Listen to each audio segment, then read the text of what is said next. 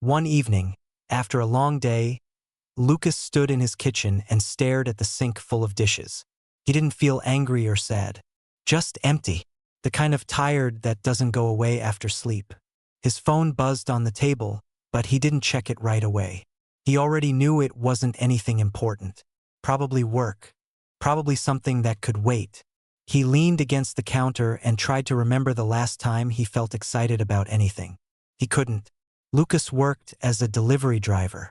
Different streets every day, same feeling inside. He knew the city better than most people.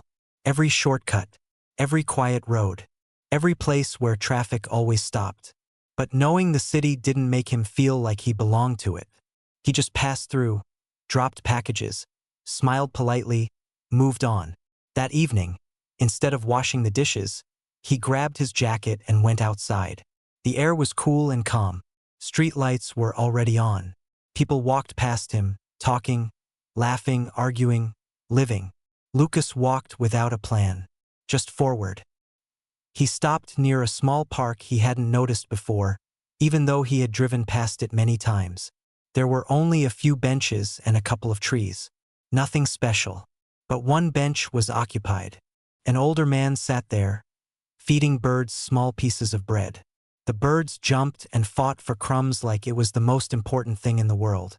Lucas slowed down, then sat on the other end of the bench. He didn't know why. He usually avoided strangers. The man glanced at him and nodded. Lucas nodded back. Silence followed. Not uncomfortable, just quiet. After a moment, the man said, "Funny how they fight over something so small." Lucas watched the birds. "I guess it's all they have right now," he answered. The man smiled. "That's true." They sat there for a while.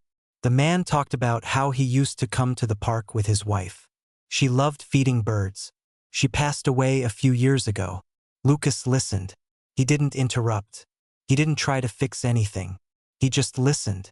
Before leaving, the man said, "Don't rush your days too much. You don't get them back." Lucas didn't respond right away. He just nodded. That night, Lucas washed the dishes. Slowly. Not because he suddenly loved chores, but because he wasn't in a hurry anymore. The next day at work, something small changed. He noticed things. A woman smiling when she opened her door. A kid excited about a package. A dog barking at him like he was a hero or a threat. He found himself smiling back. During his lunch break, Lucas sat in his van and didn't scroll his phone. He just looked outside.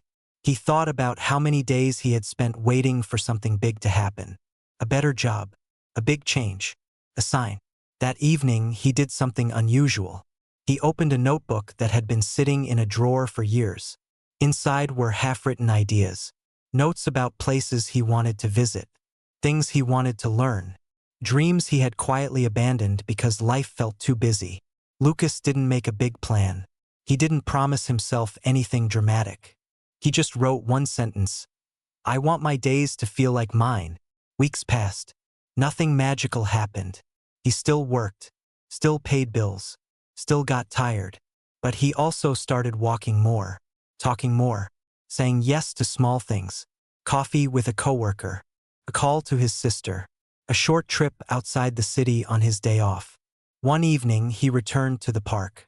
The same bench, the same trees. The old man wasn't there, but the birds were. Lucas smiled and left some crumbs. Sitting there, he realized something simple.